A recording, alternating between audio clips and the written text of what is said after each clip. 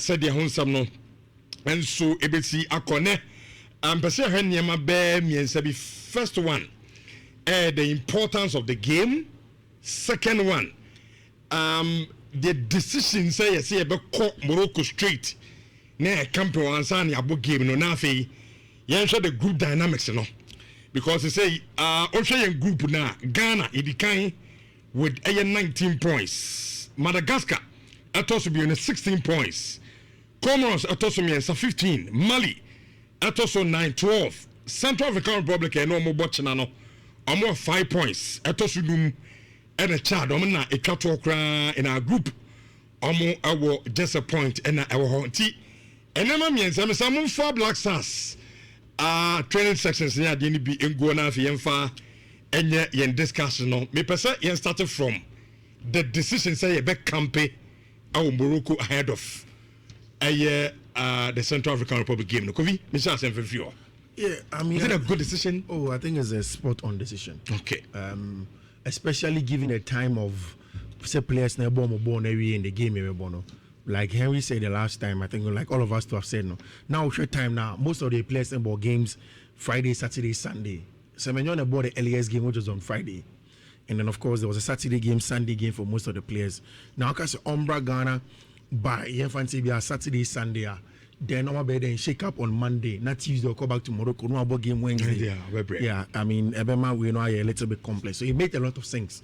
Say Oshe baby a Morocco one the closeness of the Mediterranean to Europe. How I mean, in fact, for people in Spain, put the obeti car for bus and I mean ferry car to Spain just in an hour or two to a very short place, and for them to make that decision for me makes sense. Yeah, the capital like Casablanca.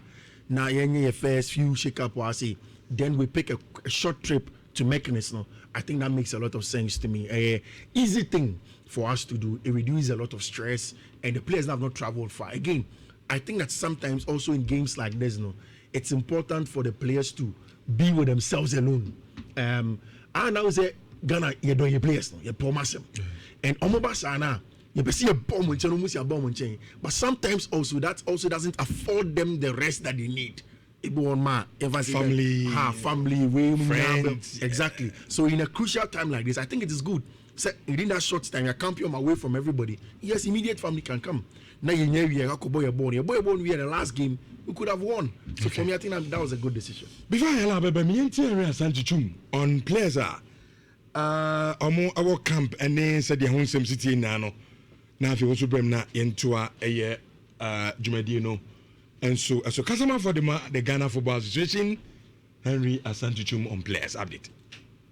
20 players trained at the King Mohammed V Stadium in Casablanca on Monday. Now, these players have been arriving since Sunday. On Sunday evening, 7 players trained, and we were fortunate to have 13 more arrivals on Sunday evening and Monday morning, taking the number to 20. The players who trained on Monday include Lawrence Atizigi, Benjamin Asari, Joseph Anan, Ali Duseidu, who returns to the team for the first time in close to 1 year, Gideon Mensah, Beneza Anan, Alexander Jiku, Elisha Owusu, Thomas Partey, Kwesi Sibu, Prince Owusu, Mohammed Kudus, Abdul Fattah Ishahaku, another player who is making a return to the team since November 2024, following the ACL injury he sustained against Angola in Rwanda. The rest are Joseph Pinto, Christopher Bunchuma, Kamaldeen Sulemana, Jordan Ayew, Brandon Thomas Asante, and Antoine Semenyo. The other news is that we received 3 players when we returned from training. Mohamed Salisu, who plays for Monaco, has arrived. Kojo Opon Pepra, the young chap who now plays for OGC Nice in France, is also here. And then we have Caleb Rinchi, who plays for Norgeland in the Danish top flight. One player who is yet to arrive is Jonas Ade Ajete, who plays for Swiss champions FC Basel. We're expecting him on Tuesday, hopefully, before we train. Okay. And the way a live update, Henry Asantichum. At my own players are more arrive a camp, so it's good. Almost the team in the Nano, a team about Drew Kama, or my training ahead of Nyami Adma or Chinagima, and so bit me Abasono. Aya, remember on our feet. Man, say, many a penny ra. Nidako. Yes, Nhyira Kotoko for hard working Nidako. You have a game no Wednesday, which is Ochina. Sure. But so one monitor Blasters players on arrival now. Ebimuba as late as even Enranopa, which is Monday anopa. So Buza won't say Senka ye Campio Ghana and Sania Kumurokwa. Inti Enkomuba Monday anopano. Ombe training da ben na within a short time na ye wono. Yasa pemu bi mrede tukwan akomoroko. Omu ko shiampo from Europe to Morocco yese eben no mpo no. Ene bi ba enra no pa o. Eti magese kasa me kede bakon oba Ghana. Emi se ko ba bedu ha wia. Time no be training. Na wia time kakra na aka no. Yasa pemu be 4-5 hours to fly from Ghana to Morocco. Ni abo game no watchna.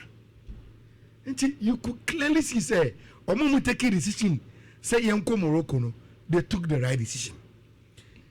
Yenko Morocco ni mpo ade nim say oh ebema players ne bana easy no. Rich, your first training session yeah Morocco. We had only 7 players. 7. And yes. So imagine Ghana. Until the second one no and we were close to 20 and now we are almost at a full house. Until the decision is there, spot on. Now, Rich, sir, we share your group now. The dynamics Emma gateway, and it's so important. Say, I was here. Born I born. You won 19 points. Yeah. Madagascar the DH 16.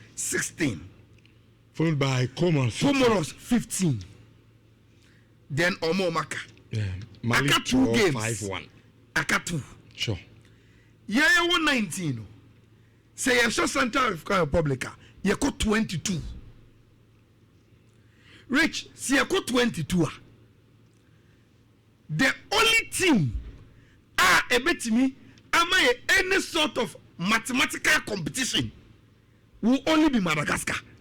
If we beat Central African Republic, they are. Aka Madagascar pay and I bet me here competing to get 22 points. Madagascar is soon Comoros neighbor. Tama ye about Central African Republic no. Madagascar and Comoros neighbor. Rich, what it means and say Ghana to me your focus. Na omu show mu game. Se Madagascar and Comoros bo. Anything apart from Madagascar and win, you know, Ghana has qualified to the World Cup. And they be the players in here. Some of the best of them cry. And they be him. One game, I do back 22 points. Now the only thing Ebema Yafa game against Comoros waka serious kaka. If Madagascar beats Team friend Comoros. Which, and the game is also coming on Comoros for the fear. And asamni asamojan money Steven appear money or tuado money FM paying for more. How many players in the meeting? You know, it shouldn't last more than 5 minutes. Just tell them the group dynamics and how important Sawin way some walk up. And they just have to go and do their job. And I love how I am all players be to say Asamoah Stephen Apiamu and catch players in the importance of the World Cup. Of course. Asamasa. Ebia o Chelsea na o bo Arsenal o Real Madrid ni adi na se be di mu a. Eso bo World Cup. You know you player na mo World Cup unimu. Go do oni e di sa mpani fo ko. Because World Cup mo bi. And Rich, your players are a name brain. Ebibo Basel. Sure. Ebibo Turkish League. Ebibo way. In the past, Yahoo Blasters go to World Cup. And right after the World Cup, players move from relatively lower class to a typical example is Kevin Prince Jonathan Muyina. One World Cup now, Rich. After big clubs, any more at least almost slow. it's a wow CV as a player. Into where they adwuma no man ya abedum pempen so we they enyo bia na also catch them. They need to know nyamia wadom South African Republic they have nothing to lose. And I will say about game no neutral grounds. Morocco who the foreign place baby aba Morocco weather any pitch any bibia SCT who place na kama. What will be the excuse say this team will not win against South African Republic or China? No matter how difficult, say a half nail in Pope and at the 3 points, Blasters, they should get it. No more. Okay. We are not asking for much. Yes, sir. Say, and your book is a calculators. Oh, calculations. More than shaman. Win. Our last game, we drew up. Oh, Pebema, almost more than Yamu pressing and winning and what we've got. So just last game, yes, academic exercise. Nafi, which it's been from Mammy need a queen. Who said, because a Sunday, I'm more pack. Now, you drew injury time. I can be 1 minute. I'm here. Who said, need a share first. Yes, that's a common. Sometimes me didn't. Okay, I'm in for winning tata. I am for winning. Need a crumb bed we win up. I do need that data. A big game is coming. Asante Kotoko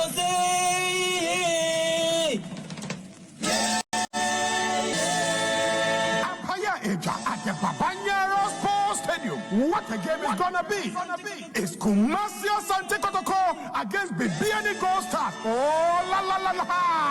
And Wednesday, 8 October 2025, 7 p.m. Nejani Dam Kumasi Asante Kotoko against Bibiani Gold Stars. What a game! Obia Pejanimu, Obia Dideyo, Obia Dahumaka, Eba Babanyaro Sports Stadium at the club of the century in Africa. Kumasi Asante Kotoko. Popular stand 20 Ghana cities, center line 30 Ghana cities, and a cool 70 Ghana cities for the VIP. You are stunting matches, Mienu. Your boss was so papa near Bedasro. And your Kotoko against Bebiani Gold Stars. Babanyara Sports Stadium, 8 October. And you will 5 p.m. near Beer Gate 7. The Jano Twaso. Yes, at the Babanyara Sports Stadium. Team number one, they say, Asante Kotoko, the Porcupine Warriors. Hey, and what does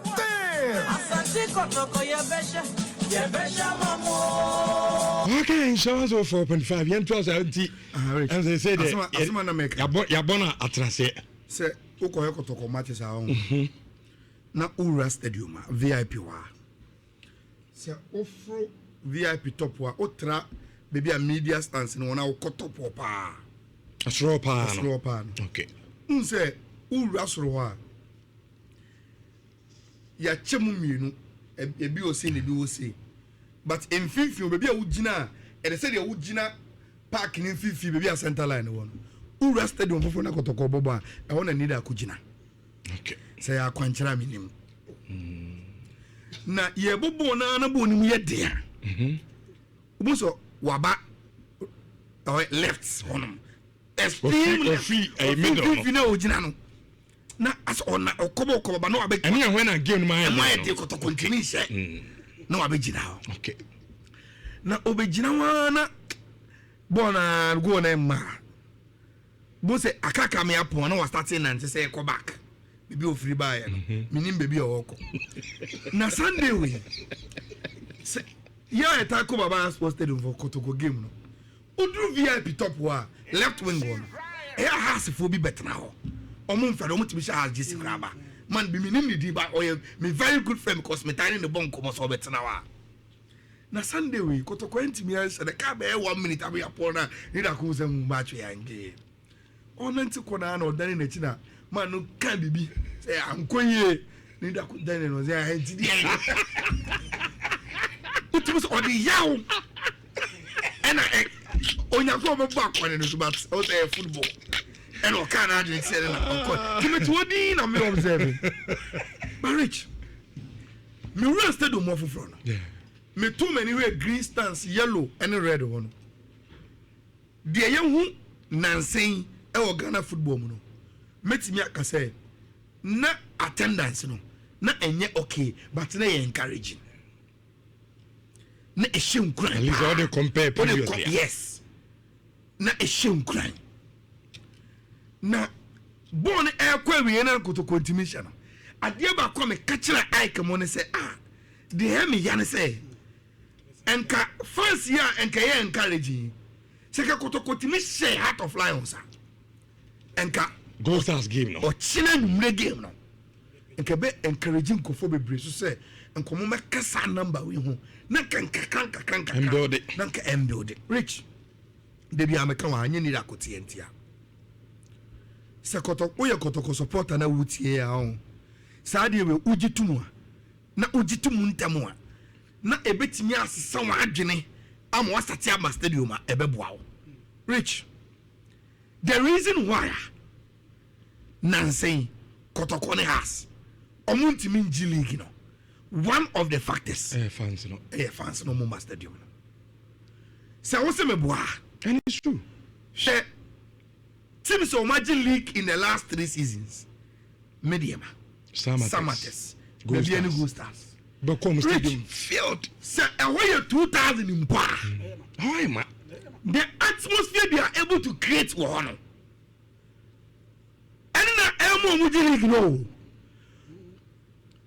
enti say omo anu omo compete no omo so te say wo omo mo baby e so te say wo na say omo timi create atmosphere with omo fans omo stadium a e so many etimi push omo teams omo ya wonwade energy league wo ti da omo obi a and maka say the excuse of football your products na monyama na nya kono ansa na yaba any sound of no we only find it when we really want an excuse not to come but enter football code rich yesum no papa mo bonimo akono enya kono me ankasa me Manchester United uni achire busy dey you book him Old Trafford ne why ma team na ne striker Ronaldo ne ye protest uni ne Van Nistelrooy and anya mwambo mo na ekunya mo na ebo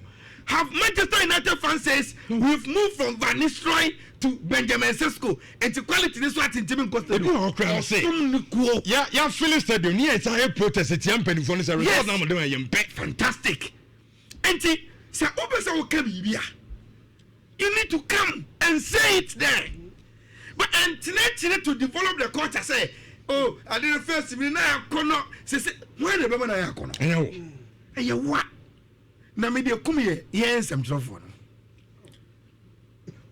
but unum dey yes ye can ye pia bontia na the same supporters no budget so am na mo kan kure ye kan no kure bia wo ya say your football no okay ni da ko obi yes I'm trouble ye Arsenal for Barcelona Chelsea oyensem churoni osie no da so ye Chelsea ni was subscribe to Chelsea onye newsletter si di club nachi but the referee say Chelsea have moved from Asian Balak mu Drogba mu to Enemos Casedo mu ne João Pedro quality number but still man oyi enim so e ba Kotoko ne house there na dey o say ayemo na e quality ne slatin e be na supporters number we don't say that our bochire but e be say can e dey excuse e yi one wa ni da ko dai Mike ne mama good morning morning na what to say nyame adom na onso e oh nyame adom ho ye before we proceed kra no Ayala asema no okay how ye dey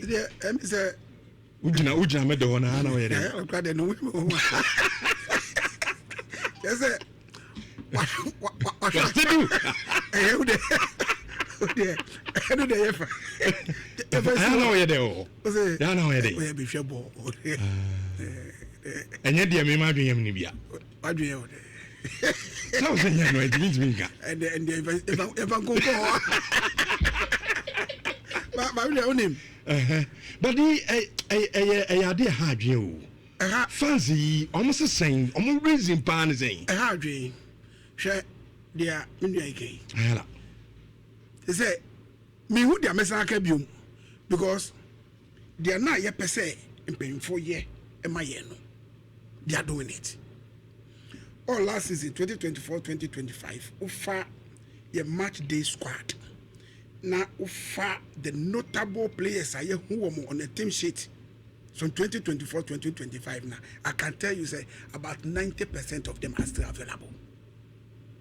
So there be a consistency and then the team no and maintain that consistency now we are supporter with the fear then because last season before the team sheet me who Mohamed Kamara me who Samba O'Neil me who Ablo me who Lodambo me who Patrick Esedu me who Emmanuel Entry me who Ababaya me who Abetamwa Peter Midu Akwa enti menu Kwampoku players enye wo no mo horse say enye wo mo a enye wo mo a share Accra ye ni kwara match we spent 2 weeks in publicity Accra 2 weeks before we call breakum ko analo asafo du ko Accra aya starting promo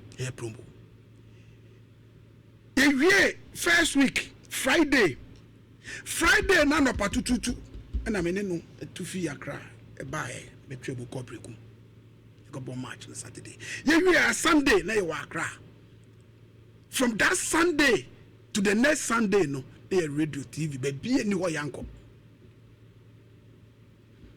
share Baba Ayala Sports Stadium the bia meka say look like he said no these things now yeah Kotoko ho yes so found and because of anything no one referee na kasa odi game o man to so no fans na egu ho no kra na esisa no bebre Oshiva yes because baby any we call baby aboma almost support everywhere yellow green everywhere now the intimidation enye by foul me so but the way I want by you even before we stadium no one encourage you one is a match we lose we and I was say it here football are community based share supporters go amekom ni asokwa say won ye wadwe so be stadium a say okwa be boma but yeah ma meaning reason you support but as in penny for no more so far a way to find out we have why fans in the stadium we have no typical example Sunday no one guys we feel rest stand there call amekom horpo nechi ho buy chaba be sin enko de ko so ade apparently e do ho no na ifi garbage stadium and now even sits in the soprano and clean here once a Sunday you're quite sorry from a sorry on to make goofy I record the car no the buy Chama wait when I say I message them yeah ma and I say oh ma why no yeah ma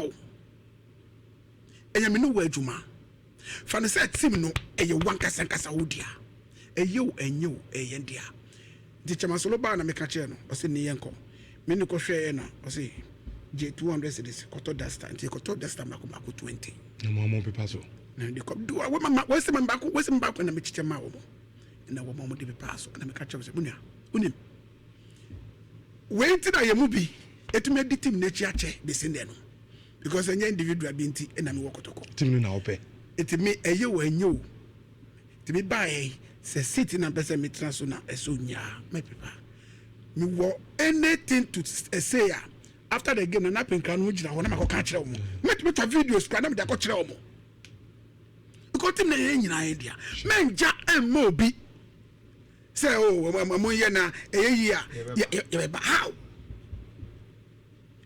is your football and moving from sanya ye nyina yenko and now you press you maintain the players esca samba all the CA so we say we maintain na esca because I was say we improve ni bibia ni work ni bibia say we improve and yes capital and since you Ghana we when ya bibia mfi o get process mo a fa bio where football no here running on that is it o sponsorship it's about match attendance o track with the pictures e corporate body we say person best sponsor wa so what because attendance or supporters no yes open mileage oh number na stadium na every man of that mileage Oh, it's a message supporters no hardly. Okay. Me say you be wow the one expect it. But look, it will end one day. It will end one day. It message we say. Yema sa ebufunis emanin ko. They will say no. So when I walk, European clubs say nyanya perform you. It's the bia baby aboma. The bia aboma. Young kwa de beba na mouth so players if you turn on no the first place here almost center line ahono almost because almost finish say ba ahono manage we do na empty. Although there's no business no do no ma o me catch you say if return no now we be pay park now when supporters na bastard you na who player no plan who didn't care business say so supporters ya ba say dia ne ne sem didi ago Rich na say it me na say me more results it media dance say Brekum Summer Boy Baby Doma Bechem Etimi create intimidating atmosphere. With a 5,000 capacity 2,000 now Kotoko 40,000 imagine so 30,000 that is say what create intimidation in times 4 and those days na Kotoko team Santos me na supporters yeah me say they don't quite goes me say Rich me my boss be am tiny ni Kotoko nko me money din when you live up through and through me ni share bia am case boss I also start to backstage do me Kotoko bo like we did bia hu me na convince me mo Kotoko yes team no do mo time ni be come say and me say na we live up no every Gerard mo time e ma Jordan Henderson na grabbing bet mo na the quality above from so you still support the club with everything our England no and some no Rich say everybody research we know the factors and go for the man into stadium but I'm saying say one thing I cancel no money I did cancel and say football I am religion I also so open be there you want ubenya I'm telling you and then I got the TV programs in Europe ubenya basa o kachira won say Senator Tifo so genuine no yes you do yes you be so musa Rich we can do it wait picture am on there to YouTube against Lions yes until I say it was encouraging you know and so almost at least since our number you saying the same number Rich so you have so Kotoko game na obasa ugeji fairly sem confirm share restant okay I want to Kotoko stand se Kotoko posted on Bayama restant Bayama first okay and son of baby akano ayema eti me posted na Kotoko game bia na me say me geji supporters reaction towards the team and restant na me geji and your picture here Rich you could clearly see say and kaka people are warming themselves up to come they should keep the momentum yes okay and more mountain you know a good fellow T-show no one kind I say the point is that the two big clubs as in Kotoko and Haas should have their own grounds even if it's 10,000 capacity you see I'm saying with another discussion another discussion na ninya kwan yendi go stars on come na another discussion Rich the last time you conducted research South America we were na yenya the akonya say because na e ticket no enti na utimi hu ticket ya to for every game bia Kotoko games throughout the season sure Rich so be kaya ye final average ni the number of games ana Kotoko abo baba any day bia da enkofo mu to ticket ever have ball say o fano say me tifri mu a ene me hu matches do why boy and on the average take it to do why for every single game Rich na in 10,000 and it's what it means and say if it continue to be like the Ehu of Baba Ana even if Kotoko is 15,000 capacity they can feel okay and Rich say if supporters are omuma club emuyedu omuma club sika omuma club animunyam omuma club ni bi piano So once that enya omo around the club, any big project be as well no rich, it doesn't make meaning no. So supporters now any connect be why do you rush and go and build a stadium? And now we know can say Manchester United, Chelsea. Why do you think they say they want to increase the capacity of Stamford Bridge in Old Trafford? Who say supporters also tia and come make so increasing the capacity? And what's over? Nampenny phone say Charlie. Say if we are constantly getting 30,000, Nasi can you chimney and coiners was here, and you see and can say we will have all this money. But they said, yeah, but maybe anywhere, Ben can give Penibia. Yes, magazine for Bantema, Asafo, Bequai, or Boise. The can and Amponsa time. Also, that time I could be a new match. Bro, so no for catch him. Maybe support base every 2,000 and easy. So done someone or so, Mumranda, more match. Amponsa's what you are.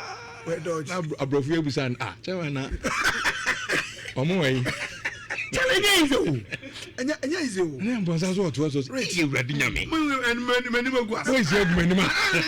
And rich has supporters, and we do a good day now. They are the backbone of BBA successful club. Sponsorship, so Biblosika, BBA. Yes, CAR Kotoko supporters. Yes, has supporters. I wanted to say more about crucial game. Yami had much now. A very, very crucial. Share. Nene nansa draw na a boy. No. Ama ochina match no. Abe so difficult to the extent that there were only one option. And one is say go Stars. Because you about 4 matches. We can't Ghana Premier League every 4th week. Obi and over 12 points. So largely they count with 10 points. With 10 points. What it means is that say we need to 7. Now we still have one outstanding game. Oh, we need 10 points. Sure. Why you call only Lions? Very good. It's a simple calculation. Nyame ya adum na yi ochina die fi ho. Na Saturday ye kokko hye e wa Brankesia. Na you put one outstanding game na nya 12. E nya 13. What you say? Eti ochina game ni die e hu hia yempa. And you bet to me achieve this target now. Be depending on supporters no. On the stadium nyame ad watch na. Tina pay for transfer say derby. Yeah, money 3, yeah, money 5, yeah, bomb match no 7 p.m. Night football. Iti baby, opese okubia, juma opese papon. Opon so that time now opese okofi no traffic e work room no enya easy. Iti fabra baba yara. Betra ho na hwe matcha. Umpona ni ekwamu da ho. Good. These are 2 clubs are. Omunya ticket e ko gina Ghana na mu. Africa, but I went to me and call the name. Krobia a corner name. Go South Kobo Champions League, Kotoko Airborne Confederations Cup. Let's meet and see who is who. Namiad Mochina. Mestre supporters, no. Ochina Muma, Yenfa Yen presence, intimidate your opponents in the Kakra. And you walk one boniso. But I say, what more? A bar in their numbers. You're feeling every space in the stands now. And then my opposing team nuclear will say, look, this is Kotoko. Because you could be there. Out no my you could break same things. Put me venue because flag was I say if I do flag to they will intimidate you simply because you only have 3 points, you know. And I totally agree with them. So now every space or stadium near to me affiliate. Something to be my embe twin fire so sir. Okay. It makes sense supporters and they say nyame aduma. Match at 7 p.m. Nyimre.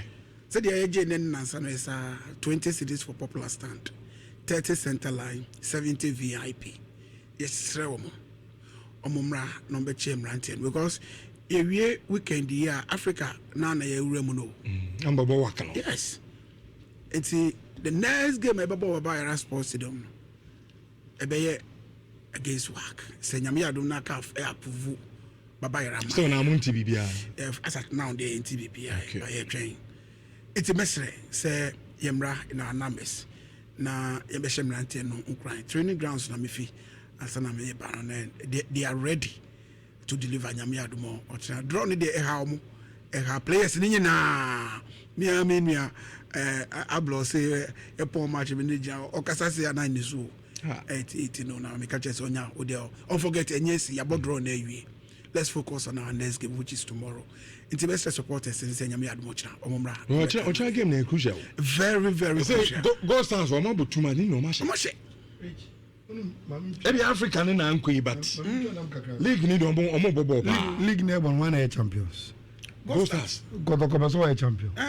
Open so a champion. If you want a champion. We are not logic. Team biao. Obi na defending champions.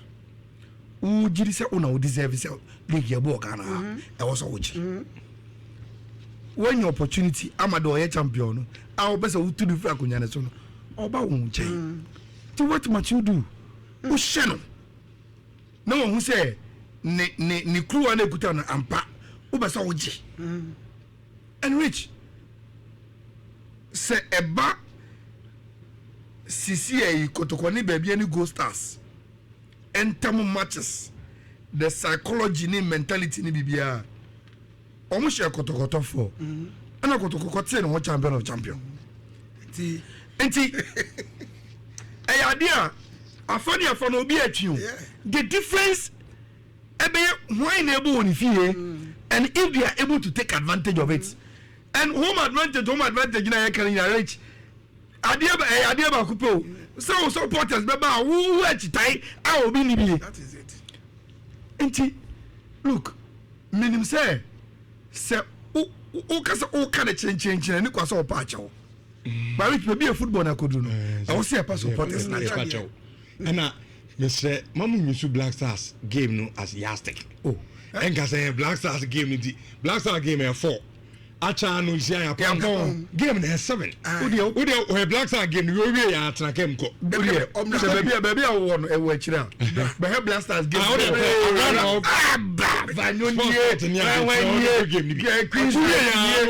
Ochina Fowl Street Dr. Ike office or the new one the projector Black Stars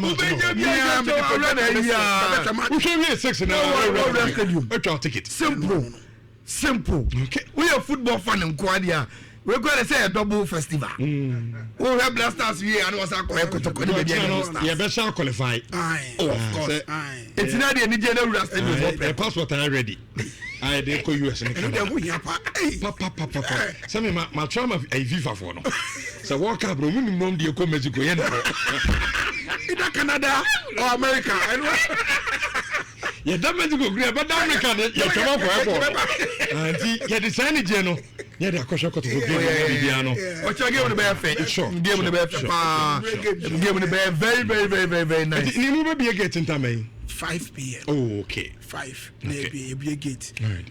But then on na wa person of Black Stars first half kwa wa hwe awie. Right. Na oba gate na wa travel ticket na we wura then also no ochira no wo travel ticket wo mo a omo register for Fabo Census omo nya omo card no omo mra Heroes Park. Okay. Yeah mount table wo ho edobia card ebe ma no na nsa ye ebi kae nti wo a wo sanka wo de no bra we won't register so no bar register who stands no who say be Fabo Census at there bia no or you registered you be all register Fabo Census no or your officer who approach no be register na when you card that's it ati when twa nkito bi ne mra ameto me de no so from Nhyira 104.5